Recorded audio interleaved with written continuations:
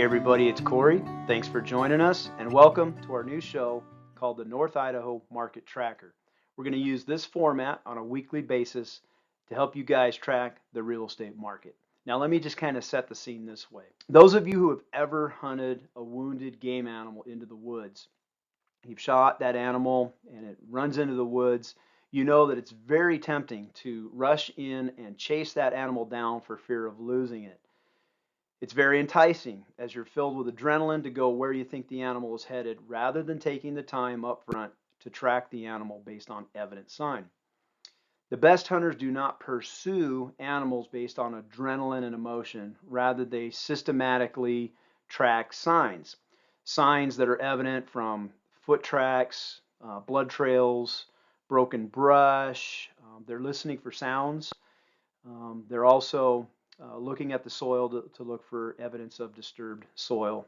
I propose that following a real estate market requires the same tactics. If you want to know where the market is headed, you need to take the time to track the signs and not assume you know where the market's going based on adrenaline and emotion. Each Monday, we will use this video format to guide you into the housing market wilderness by looking at the evident signs that the MLS data shows us. If you want to pursue your next property using adrenaline, hunches, and hype, this show is probably not going to be real sexy for you. We are going to look at local MLS data each week, and if you want to follow along as we track the market, be sure to subscribe by racking the subscribe button right there. And without further ado, let's all take a breath and get to tracking. All right, so let's jump in and look at the mortgage rates for the 30-year fixed. Today, current rate is 6.40. Last week it was 6.45. And of course, last year they were at 3.22. They've almost doubled in a year. And I created this slide, and this is going to be the bulk of our presentation every week. I want you guys to see what the totals are on a week-to-week basis and then compare that to the same week a year ago. And again, we're looking at data that comes off the Coeur d'Alene Regional MLS that includes all 5 counties of North Idaho. And we're looking at all single-family homes and condos. We're not looking at vacant land sales. All right, so let's jump into it. Over here you can see last week, which was the 8th through the 14th, new listings were 101. So in that week's time, 101 new homes hit the market. Jumping over to the week prior, you can see that there were 127 homes the week prior. So there were fewer homes this week than there were last week hit the market. And over here you can see that the new listings for a year ago were at 74. So we're 36% more homes hitting the market right now than we were at the all-time low last year at the same time. On total homes for sale, this is the entire inventory. There's 1,165 homes last week. The week prior, there were 1,176. So you can see the total inventory went down by 10 homes. It didn't even go up. It went down. And the total inventory last year was 506 homes for the same time this last year. That's an increase of 130%. All right, pending sales. These are homes that were just put under contract. So last week, 66 homes were put under contract. The week before, same number, 66. A year ago, same week last year, there were 62 pending sales. So the buying activity is pretty similar this year to what it was last year. Closed sales, these are the lagging indicator. Again, these homes were put under contract like a month ago, and last week we closed 39 homes. The week prior, we closed 38 homes. And the most significant number, I think, is the closed sales a year ago were 84. That was 54% more closed sales. And then let's look at median prices. Of the 39 closed sales that we saw last week, the median price of those 39 homes was $574,900. The 38 homes that we sold the week prior had a lower price point at $478,000 for the median price. And this time last year, the median price of a home was $517,500, and we are up 11% over the same time last year. And then I created this format so that we can all see how homes are being purchased. So here's a breakdown of the purchase methods for last week. And you can see of the 39 homes that were sold, 18 of those were conventional loans. Typically, that's going to be 20% down, and then they're funding the rest. And then there were 12 cash sales out of those 39, which is 31% of the market. And we'll go into a little bit more about cash sales a little bit further in the show. Of the government-backed loans, there was one FHA loan. These typically are the low downs, the 3%, the 5%. VA loans, there were 3 last week, and those tend to be 0 down. And then the other types of purchasing methods, these tend to be like 1031 exchanges or Idaho agricultural loans, buying farms and so forth.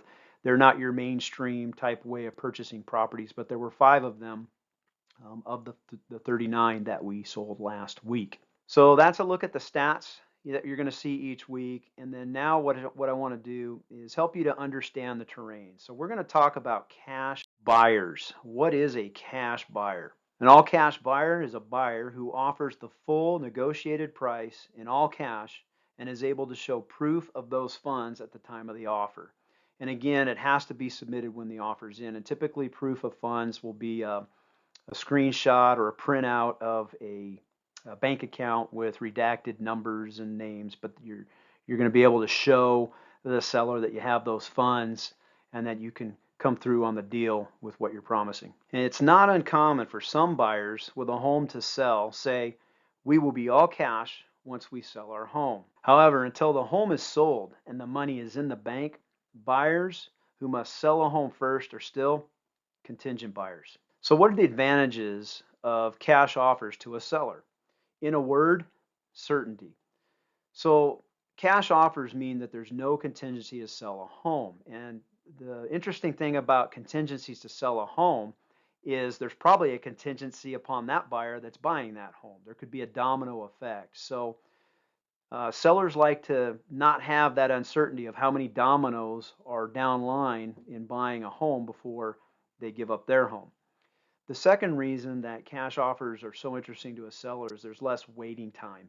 A typical escrow of, let's say, 30 days is usually waiting for a bank to fund that loan. Cash deals can typically close because they're not dependent upon a bank's timing. They can close in like 2 weeks. And again, these are generalities, but that's typically what we see in the market. So cash offers require less time in escrow. And the third reason that cash offers are interesting to sellers is there's no bank underwriting.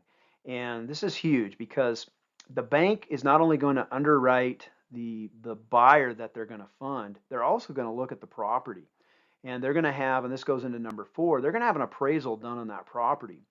And if the bank does not feel that the property is worth what you offered on that home, that could mean that you're going to go back to the table and ask the seller to come down in price. So sellers are not always interested to deal with somebody that's using a bank for that very reason. There's a lot of reasons a bank could cause problems with that deal, and it could be that they simply don't want to fund the house for that price. Another reason that underwriting is important is sometimes buyers in the last moment, and you hear the horror stories where someone's pre-approved for the loan, and then they, in anticipation of moving across country, will go out and buy and finance a $100,000 truck and utility trailer so that they can move. And by financing that, they throw the whole pre-approval out of whack, and they could literally lose their funding on that home. And that usually happens in the 11th hour, and that is no fun. So the advantages of cash, the seller wants certainty that the deal is going to go through with as few problems and surprises as possible. Now, is cash king? I say not necessarily. You see, if cash is the only offer, a lower than asking price is probable. But how low depends on the seller's situation. And you remember in prior videos, we've talked about the difference between a discretionary seller and a distressed seller. A discretionary seller is someone who puts their house on the market. They're hoping to get a good amount of money so that they can then go and buy a house, either move up or down in the market. A distressed seller is like the sellers we used to see in 2008. There was a lot of foreclosures. They had to sell the home. They couldn't afford the monthly mortgage. Another example of a distressed seller is somebody that just took a job somewhere outside of the state and they're physically moving, their family's out of state and they can't afford two mortgages, so they want to offload that house pretty quick. That's more of a distressed seller as opposed to a discretionary seller who can afford to wait for a good offer. Cash coming in, making an offer to a discretionary seller is probably not going to be able to lowball, probably get them down a little bit, but cash to a distressed seller and a quick close, it could be pretty enticing. So again, cash really depends on the situation of the seller, on how low you can go. Also, if cash is competing against a contingent offer, it's a probable win to win the bid war at similar price. I mean, discretionary sellers will usually take the highest price even if they have to wait a little bit longer. So let's say there's a contingent offer, you come in with cash. To come in with cash lower than what that contingent offer is may not work. What it does by bringing cash with the similar offer is it excludes all the contingent technicalities that are there, and you can probably win the bid war that way. But to come in at a lower price than what that contingent offer is typically will not work because the seller usually wants the higher price. So there you have it. That's our first show. And we'll be using the market tracker videos like this every Monday to keep you guys up to speed and tracking the real estate market in real time here in North Idaho. If you're interested in the tracking the market with us, be sure to rack that subscribe button right there. And until next time, thanks for watching. Bye now.